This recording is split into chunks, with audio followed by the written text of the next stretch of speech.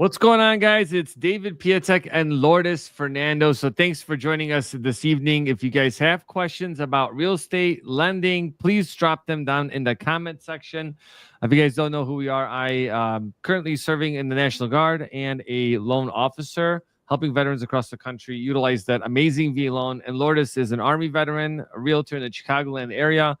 And we're always, doing these videos now for the last, what, Lourdes, 2 years? Yeah, Or it's so, a little bit going on longer. 3. Yeah.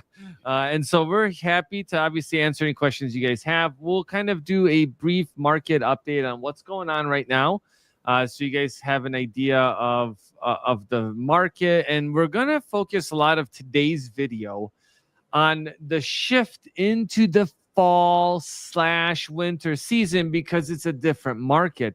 And Lourdes, I'm already seeing headlines of markets shifting, and Yeah. they're making it sound like this is something that's never happened before, and they could be far from it. So Lourdes, you kind of lead us into kind of what is happening right now, or that what shift are we going to see into the fall market? Yeah, so in most markets now every market is different, so definitely, if you wanna get more information on an expert in your area, reach out to us and we can connect you, but, in some markets, we start to see a slowdown in the winter.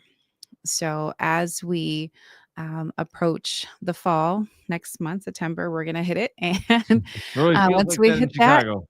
I know, right? I think it's already started here in Chicago, but we start to see a slowing down in the market overall. Yeah, and that's the thing. Like it kind of correlates for folks that don't know is that school has a big uh, impact on this. This is why you see like late spring, summertime is the busiest time because people are trying to move in between their kids going to school, especially if they're switching school districts. If they're within the same school, no big deal. But a lot of people may be moving across the country. And we have other factors like if you're on active duty, PCSing, you may not have control over that time, right? It's just kind of you serve at the pleasure, as they say. But a lot of people find the crazy amounts of competition during the summertime because there's so many people that are active. Now, there's also a lot going on in the housing market itself with potential rate drops, which we're going to cover here in a little bit.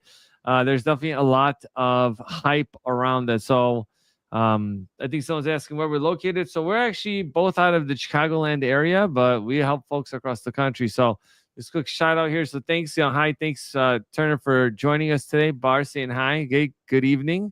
And they were just asking us, hey, where we're located, so we kind of cover that. So yeah, so thanks for that, guys. Laura, is it easier, with that shift, right? So right now in general, we're seeing inventory coming on the market. Yeah. We are entering a slower time of the year traditionally. Now, that's provided that we're going into a normal housing cycle, right? And why I bring that up, because during COVID, it was nonstop, 24/7, day in, day out. No matter if it's 2 feet of snow outside, people are making offers on homes, okay? And that's one of the biggest things for wintertime buying in like the Midwest or any up north. The winter definitely slows things down significantly, plus the holidays. Yeah, so when you kind of see that shift, like what are you normally seeing with that? Yeah, with the shift, it is a little bit more favorable for the buyers, those who are willing to put on the jackets, put on the snow boots, and get out there and start looking. So it will be more favorable. But like as you alluded to, if the interest rates were to Right. um, drop significantly, period, then we were working nonstop year round during that COVID timeframe, regardless of the seasonality. So David, I wanted to ask you because I'm hearing a lot that interest rates are possibly going to go down. Do you see that in the next maybe hitting the spring market? Yeah, so well, not into the winter market, and I think that's where the opportunity is going to lie. Winter Yeah, market. right now. And so Powell's come out, and I think there's just a lot of pressure right now for rates to go down, right? Which is the Fed funds rate, which doesn't necessarily correlate to interest rates. And so for everyone that doesn't know, mortgages are created using or they're sold in with mortgage-backed securities, right? So they're sold on the open markets. And the one thing that shifted with this announcement last week, they're like, oh, rates are going to drop. This is going to be really great. Well, what happened was people pulled money out of the stock, out of bonds into the stock market, driving the stock prices high today.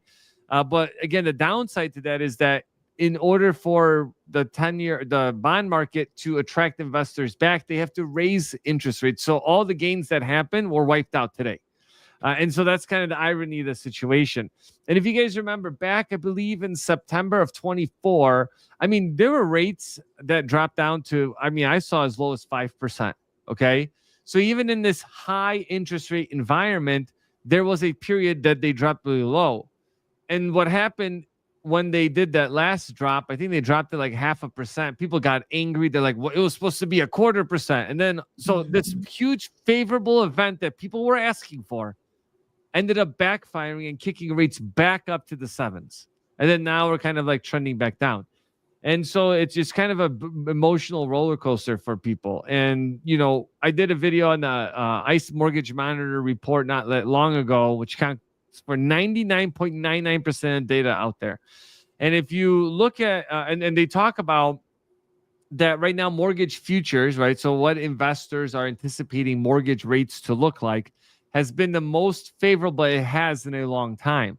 And so that's where we're kind of falling into that fall period, which is ironic because it's also the holidays. So I don't know if it's like time that like, hey, you could refinance, save some money. So people that, you know, Lourdes, that took that opportunity to buy a home are rewarded by refinancing. And that's the same thing that happened during COVID, because then all the people that got into COVID paid, you know, 50, 100,000 over asking price. Yes, they got low interest rates, but the people that before them that went in and purchased properties, they're the ones that were rewarded the most, because not only did they have low balances, then they got super low interest rates. Now other people drove up those prices, right, Right. of their properties. And that's a huge positive. And it's going to be the same thing here. You know, if rates really drop, I mean, I don't know what they could drop to make it really enticing for people. But let's say if they drop to the 4%, like 4.5, like what it was before COVID happened, I think that would cause a stir up in the industry. I mean, what are your thoughts on that? Absolutely. Yeah. Because I know everybody keeps saying it's not going to go back to the twos ever. Right.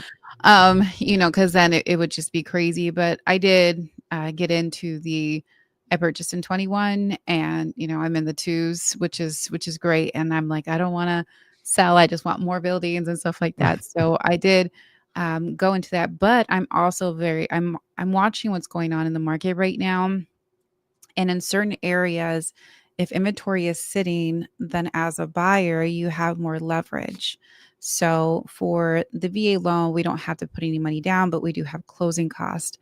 And that closing cost, if there's no competition, likely you can get the seller to pay for that, Right. which is something that you would bring little to no money down outside of, you know, the appraisal and the inspection fee.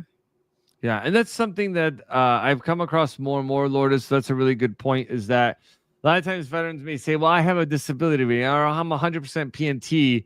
I thought I didn't have to pay closing costs." And the only fee that gets waived because you have a disability rating, which you need a 10% or higher rating of, is that you don't pay the VA funding fee. Okay, so it's a pretty significant fee, right? If you use the loan multiple times, more than once, and you do no money down, that VA funding fee is 3.3%. So if you buy $100,000 property, that's $3,300. You buy $1 million property, that's $33,000.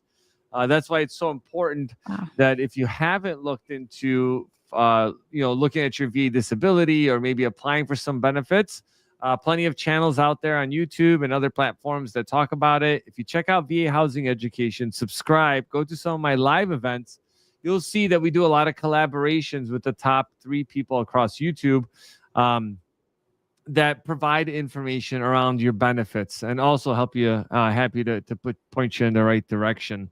And one thing I'll say to the opposite of what I said about the North, right, where, hey, markets cool down because it's cool, literally.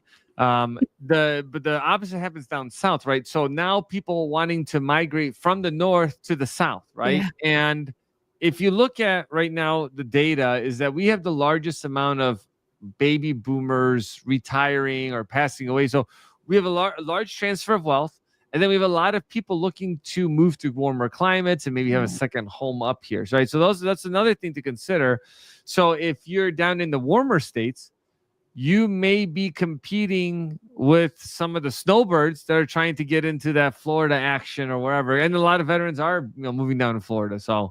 Um, so yeah, so it's kind of an interesting concept, or it's an interesting time with that coming up. And so, Lourdes, let me ask you. So when it comes to inventory, right? I know that back in 2001, people, or 2000, 2001, they're like, I'm never going to move. And then, we have these low interest rates, but we know from data, right, that people move every 5 to 7 years. Mhm. And we're kind of approaching that time frame. People bought, they have homes, and they're kind of like giving up those low interest rates. What do you see as far as inventory, and where do you time it for buying a house? So you definitely have to double check with what your market is looking like in your specific area. So I think that that is the number one key. Like for example, in the Chicagoland area, it's very different from the north side to the south side of Chicago. So it's two different markets. So you have to be super, super. Um, I guess you have to be aware of where your actually your target market is. So you're going to be looking at that. Typically, in certain areas, inventory starts to go up. When inventory starts to go up, then likely, once again, you'll have less competition. Less competition means better deals for you. Oh, 100%. Yeah, no, that's key. So Dwayne dropped a comment. If you guys don't know, we do a lot of videos together. He does VA disability stuff. Says Dave, keep up the good work you're doing for veterans. I see you have a Florida tan, which is partially true. I have a North Carolina tan. So thanks for that. All right. So we got a good question here from Rock and Snow Ryan. So how long do lenders want you to be at a job before they give you a loan? I'm trying to move from Colorado to Utah. So I actually spent some time up at Utah doing military training. Lender there wanted me to give them the job offer letter now saying pay stubs. So, Ryan, I'm sure I mentioned in the beginning that I am also a lender. So if you need help, you can actually schedule a call with me in the description. I can walk you through it. So a couple of things that come to this. So if you are starting a new job, then the lender will need to do a full verification of employment with your employer. Now, a couple of things go into that. One, you have to have an offer that's non-contingent. What that means is that if your job is contingent on, passing a drug test or some kind of security clearance or some type of training, then that would delay you from being able to utilize the job offer letter, typically. The other part is they would like a pay stub because that confirms that, yes, everything is on track. Now, the way that you can go around, well, not, I shouldn't say going around things, but another way that a lender would look at it is that if your HR department did a verification of employment directly with the lender.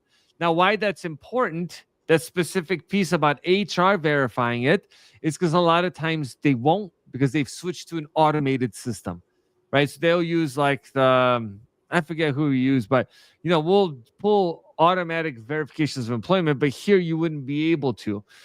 Sometimes they can do what's called a post-closing condition for a pay stub, meaning you could still close and they'll get the pay stub afterwards. That's not as common, but the most common one will be to get an unconditional job offer. That's the easiest. Number two would be, hey, you started the job. HR confirms all the payroll information, start time, salary, all of that stuff. And then the third would be a lender trying to do it as a post-closing condition. But happy to help. You schedule a call with me. I'll be able to get you through that. All right, next question we have, and we'll kind of jump around between questions and like some of the topics we have.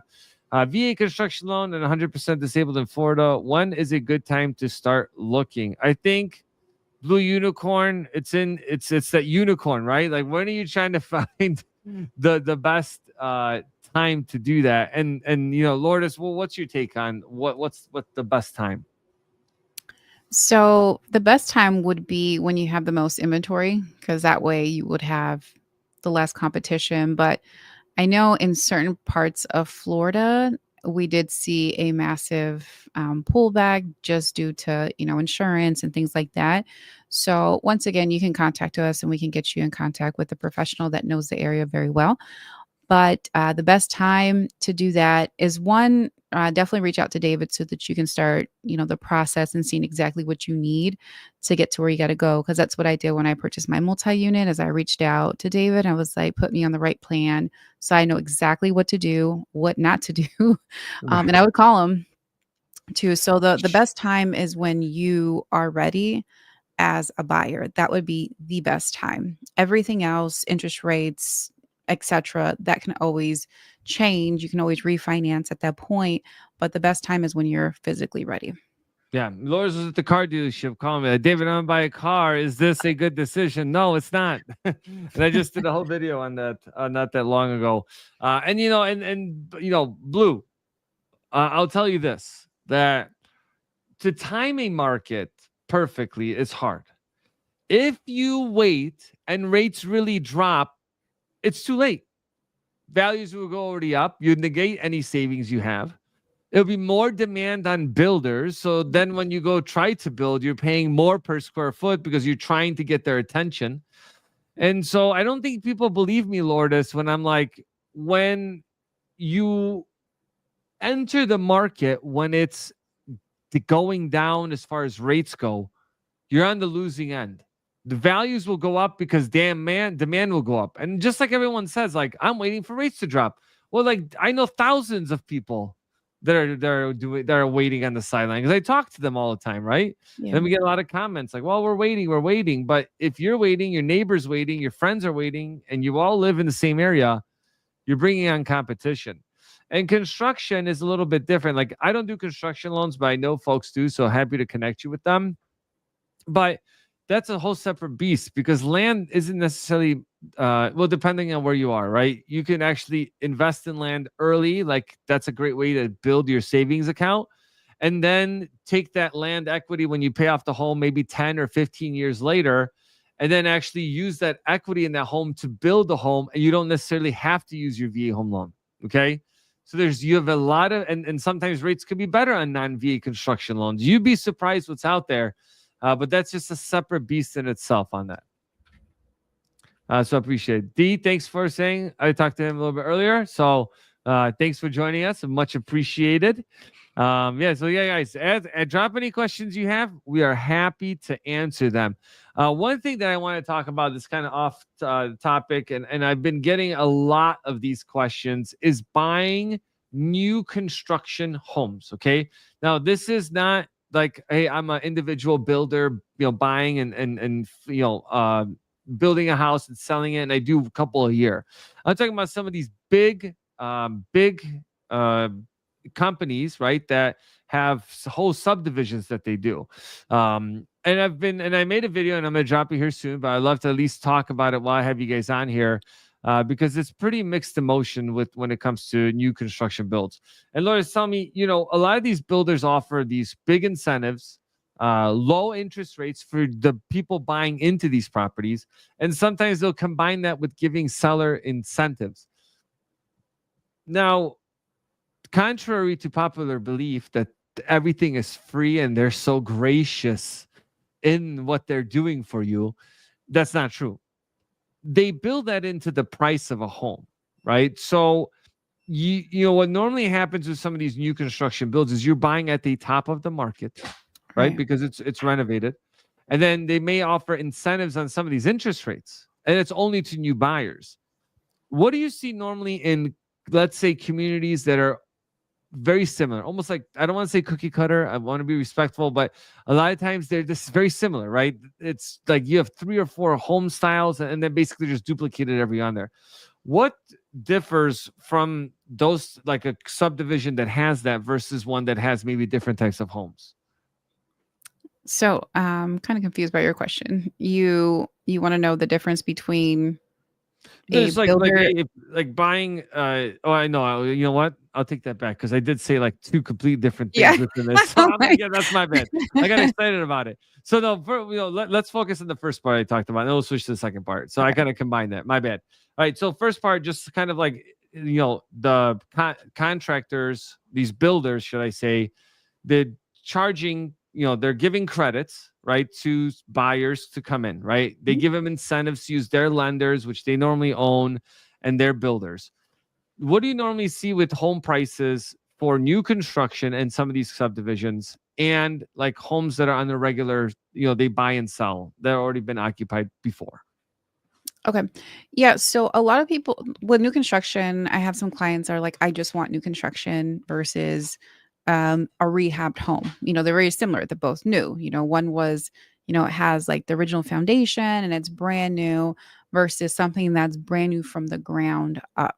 So it can be very, very appealing. Now they say, well, if I'm going to spend all this money, I'd rather go with a new construction ground up. It usually comes with warranties.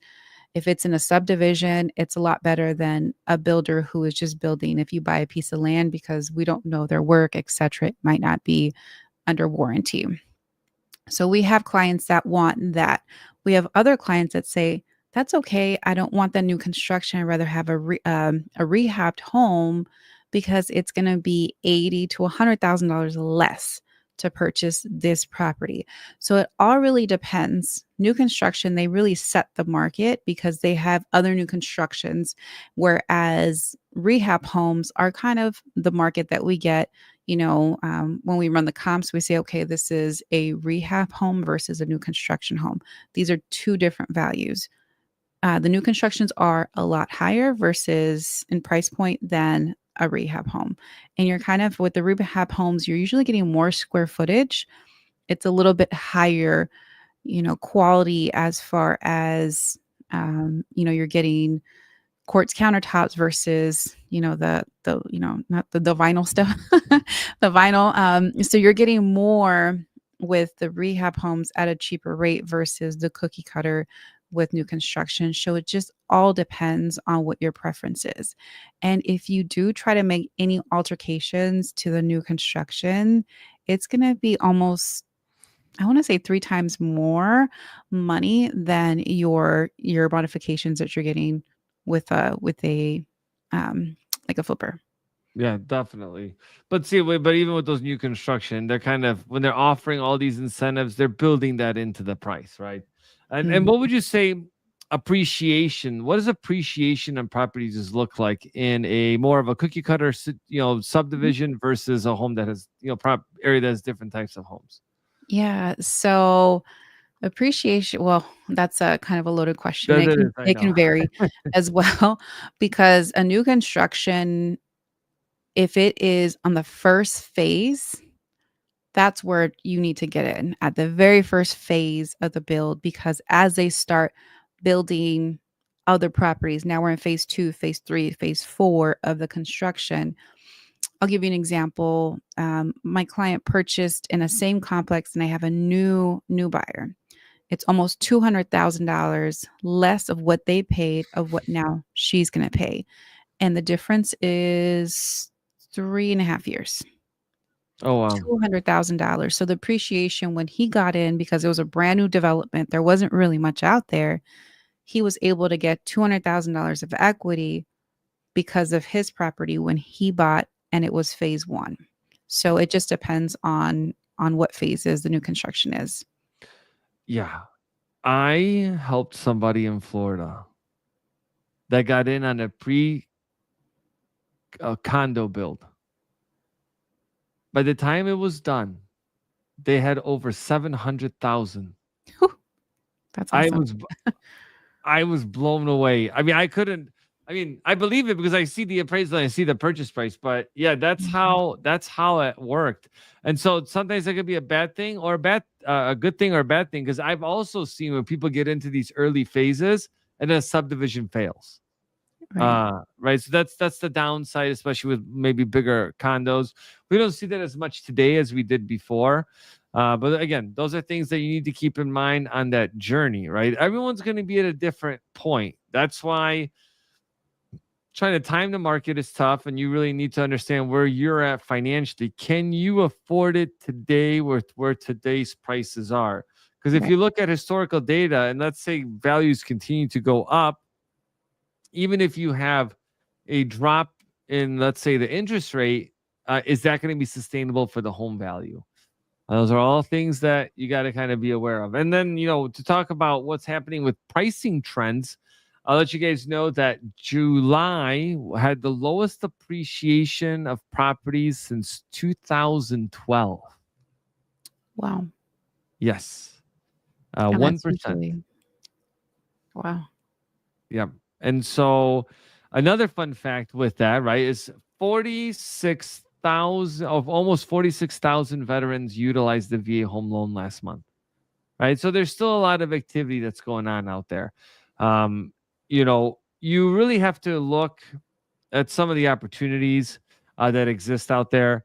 And one of them, unfortunately, VA loan foreclosures are up 61% from last year. Oh Okay, my because god. they had a freeze, and it's unfortunate because like the new program that came out to help veterans that are behind isn't going to be implemented. It looks like 180 days, so it probably won't even be until January of next year, to help veterans that may be facing foreclosure be able to overcome that by the VA coming in, purchasing the money that they're behind, and then they'll be able to get them back on track. Because a lot of these servicers, Lourdes, they put veterans in these 40-year mortgages for being 30 or 40,000 behind. Next thing you know, you're paying $200,000 back, and it's unfortunate. So I've been talking to a lot of people lately, because we're always saying like, look, if you are running into some problems or you want to go strategy call, I'm happy to do that. There's no cost for you guys to reach out, and then at least we can go through it. And I'll tell you this is that I recently talked to somebody on last Friday, and they had a situation where they didn't realize that they can sell their home, walk away, still make 30, 40 grand, save their VA home loan benefits. The downside was they have to rent for a little bit until things become more affordable. And so just knowing that option alone saved this veteran's benefits, and then, their credit and everything else.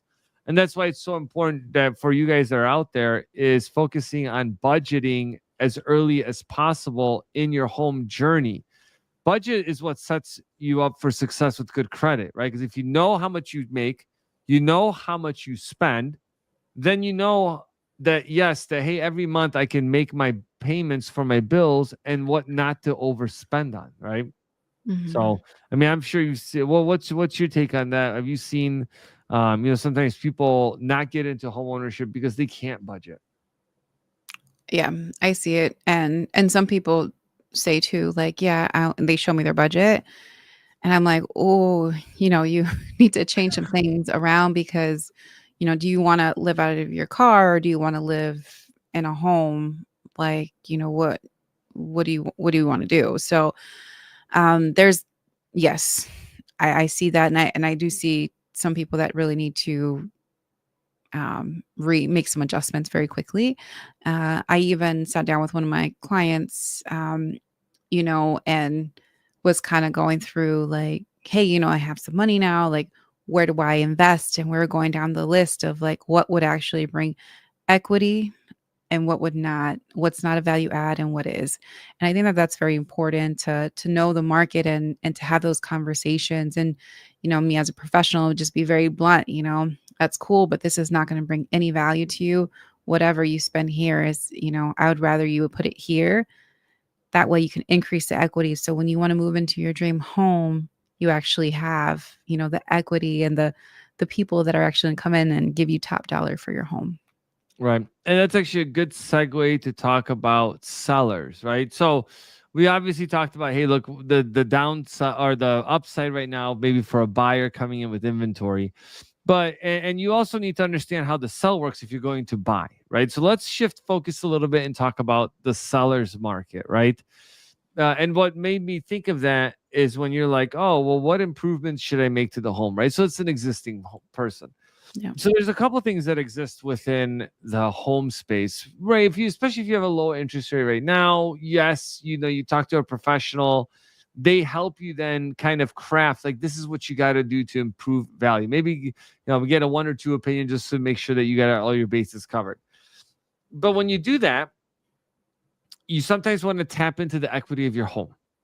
How do you do that, right? So one bit option, which you could most likely use a community bank for, is getting a home equity line of credit, right? So it's typically right interest only for the first 10 years, then it adjusts, then it becomes like a 20-year fixed rate. The rate adjusts every month based on what the prime's doing or whatever they're set up for.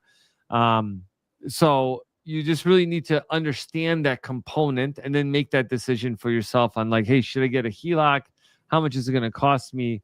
And also make sure that if it's costing you $30,000 to make a renovation and you're only getting $10,000, unless it's like, well, yeah, Lourdes, what's your take on like deferred maintenance? Like, let's say let's say I want to list my home, and my roof is like, hey, whatever home inspector comes, they're gonna knock it down. Roof, let's just say for example, place is 300,000, and the cost of replacing the roof is 20. And I'm sure you probably need a lot more information, but like when you look at that deferred maintenance piece, like a roof, how important is it for that to be repaired versus not repaired? Well, just like what you said, the home inspector is going to go in there and they're going to see it and they're going to say, this needs to be repaired. It's either going to come out of your bottom line, meaning out of, what you list your property for, say, hey, we're knocking $10,000 off for the roof that needs to be, I would probably put that in the description because when they find it, they're going to say like, hey, we know that now the roof needs to be repaired. We want $20,000 to fix the roof versus something that you put out there in the very beginning. Or you can see if there's other options. If it only has one layer, can you put another layer on there? Like, what is that going to give as far as life expectancy? Then you have to see one, two, is if it's causing any type of leaks or any type of mold. You also have to see if the safety aspect of it, is there any safety issues that are happening? So you want to make sure you address those. Is it just a patch that you can get away with, or is it, replacing the roof? But people, especially buyers, do look into that. How old are the mechanicals? How old is the roof? Is there any foundation repairs? What's going on with the home outside of just what we can see?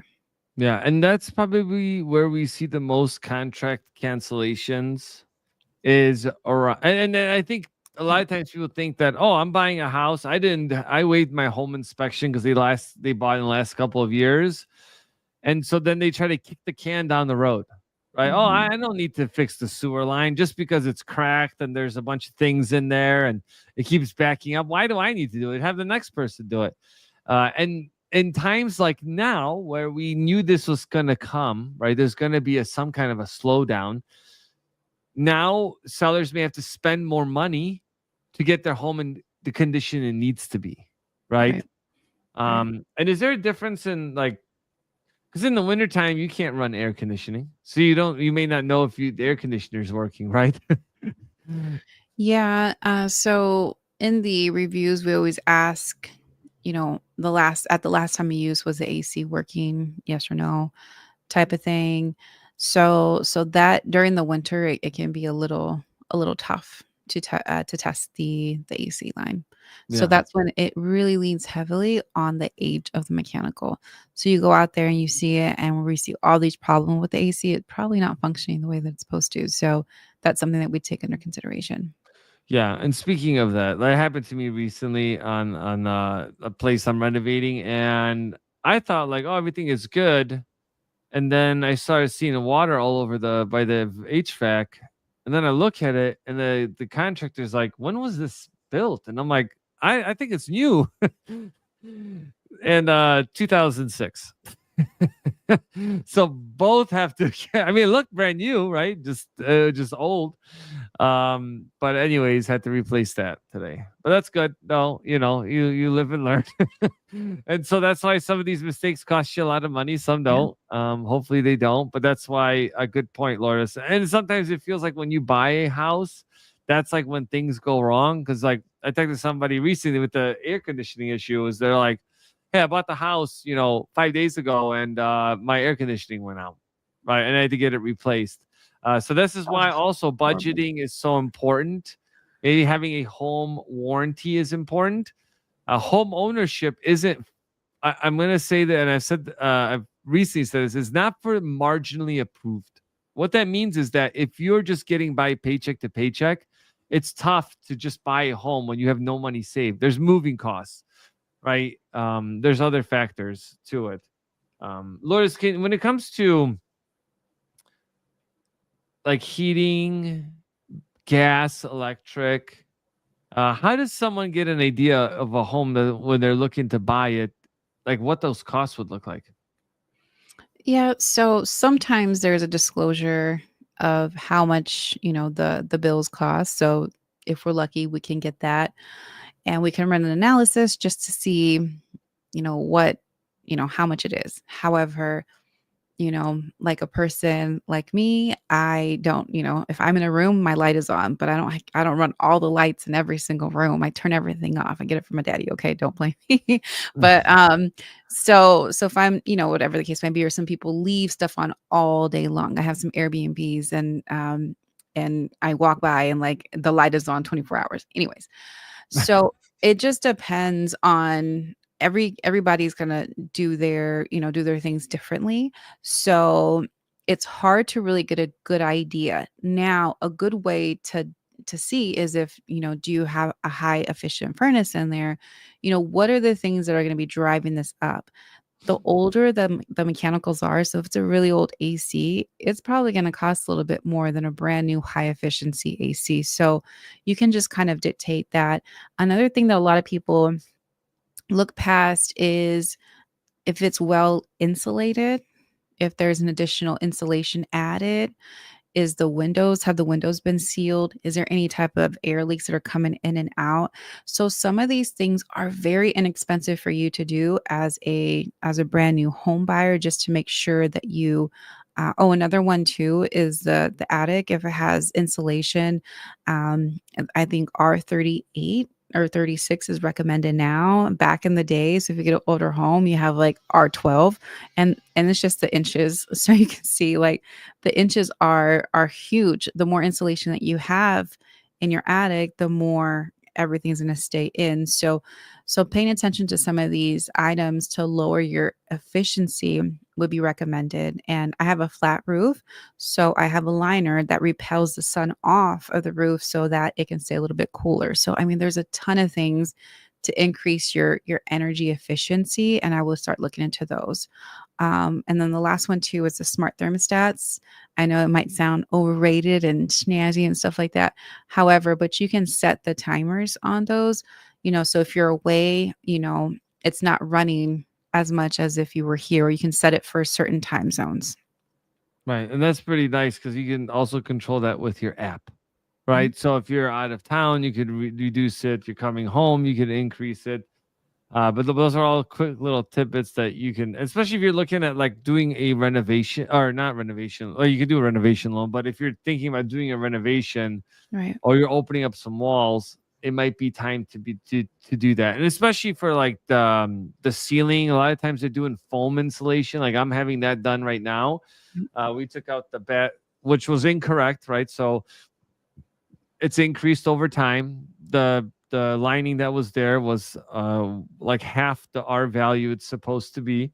And so now we decided to say let's just foam the whole thing and just insulate it because also zoning is going to be dictated by where you live, right. right? So if you're up north, you're going to have different requirements than being down south for that, but you still want to keep the air conditioning in Yeah, for that. I mean, it also makes a difference if you do half-inch drywall or 3/8 inch drywall, right? That's going to make a difference, or 3/4 drywall. It's going to make a difference, right? On how much insulation you have, sound depthness, and all that fun jazz.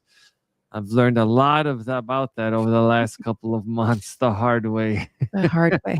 The hard way. But that's okay. That's what YouTube exists for. So I did a lot of research on that to be able to get to that. One thing I want to touch on too for everyone out there, and I'll just drop comments. Blues video comment here. So watch your V construction video recently. Thank you for the love on that. So if you guys don't know, VA made a big announcement that VA does construction loans. Okay. Um, and it was, I think a lot of the comments backfired from what they're trying to do because not a lot of lenders do them for a reason, because they're heavy in like the requirements that they have. They're also 100% financing, which is great because you could do land acquisition plus a build. But I've, recently talked to somebody that does these for a living, and they do encounter problems. 2 out of 3 loans will encounter some type of issue where Um, maybe someone has to bring money to closing. Lourdes, people's financial situation changes over the time of doing a construction. They may own a home now and they're, now have another one. Now they have to somehow manage that because they couldn't roll all the mortgage payments in. VA just has some quirky requirements for that. So it's definitely caused some people to, run into some financial hardship, but it's still a great program to be able to utilize and understand, for that. And with VA construction loans, there's also different types of loans you can do, like an assumable mortgage. Lourdes, what have you dealt with an assumable VA loan before? we tried to do an assumable on a property, however, they were in default, so we weren't able to take advantage of that. But it is definitely a great option if you do have the funds to gap the difference. A lot of the assumables are in the two and threes, and they have a ton of equity, so it's really hard for us to gap the difference of 100,000, $150,000. We don't. A lot of veterans don't have that, so it can be a little bit more difficult for assumable loans. Yeah, and I'll explain to folks what an assumable loan is. So all VA home loans, I think after a certain year, but a lot of the recent ones can be assumed. So let's just say, for instance, I have a house that's, let's say I want to sell for 500,000, but my current mortgage balance is 450,000. I have a 2% interest rate, and I use my VA home loan. Okay. Lourdes, and I list my home for sale and say, look, guys, I got an assumable loan. Lourdes comes in and says, David, I want to assume your VA home loan. It's going to be my primary residence. I have enough entitlement to cover your original entitlement. I want to put my benefits on your VA loan and free up your benefits back to you, called the substitution of entitlement. So we go through the process. Lourdes assumes my $450,000 mortgage. We go to closing. Lourdes brings in 50,000 in a wire or a check, not cash, please. So, because some people have done that. And then that's how we move forward. The other part to it, Lourdes, is that I see a lot of veterans giving up their VA home loan because we have a large population of older veterans that are like, I don't need my VA loan anymore. I'm going to a nursing home. I'm doing something else. And so, even if you're a veteran or a non veteran, you can lock in a seller's VA benefits into that property and assume it as an investment property. They can assume it as a second home or a primary residence and use none of their own benefits to do that. Okay, so that's a pretty powerful tool. Now, another piece that goes with that from estate planning purposes is that if you are a veteran and you own a home and then you might be coming towards end of life, you may want your kids to assume your VA home loan so they can keep that loan and that rate. Right. So just some food for thought.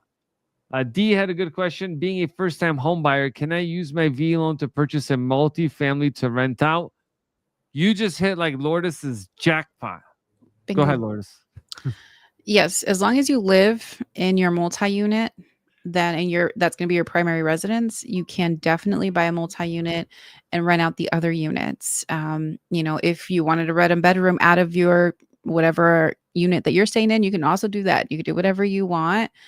Just make sure that it's going to be your primary residence and you're not going to go down for mortgage fraud. I've been in my multi-unit since I bought it back in 21. I love it here. Now I'm going to go buy another multi-unit. I'm going to go live in that multi-unit as well, and free this one up. So yeah, I would definitely buy a multi-unit. It cuts down your mortgage. I only have to pay mortgage a couple times out of the year, usually when it's slow season for the Airbnbs. But outside of that, I'm getting paid to live here. That's wild, isn't it? You're sitting on an asset. And that's the Mhm. thing. We have a whole video on the channel too, talking about multifamily. So look at the multifamily video. Lourdes and I walked through examples, how to do the research for that, and then our recent investor series of videos all highlight all the things you need to know being an investor and using your VA loan for a multifamily. It's not as straightforward as like, hey, I want to buy a single family home. Pretty straightforward process. A multifamily is definitely a bit more complicated, and you just need to have a broader knowledge base of what you want to do, where you want to go, and you have an exit strategy, right? Because when you don't have an exit strategy, that's when things go awry, Lourdes, and I don't like that. Yeah. Right now, too, just so everyone knows, or if you are active duty military, you know that PCS season is something that is pretty favorable in the springtime. But people will be getting their PCS orders over the next couple of months, I would say, right beginning of the year. So also planning for a PCS is pretty important for you guys. And remember, if you're interested in getting some help with your VA home loan and finding the right people, please contact us. Always happy to help on that. Is there anything else you want to cover today, Lourdes? I did want to. If you guys have questions, drop them in the comment section. This is what we're here to do. Actually, we did cover fall versus spring. Yeah. Yeah. So we covered all the items that I wanted to talk about. Yeah, for sure. But yeah, thanks again for everyone that joined us today. We'll definitely be doing more of these videos here coming up. We do them every month, by the way. So I do them with Lourdes, and we have some folks that we do them on VA disability and the VA home loan. So make sure you guys tune in on those videos. You guys have a great evening, and we'll catch you guys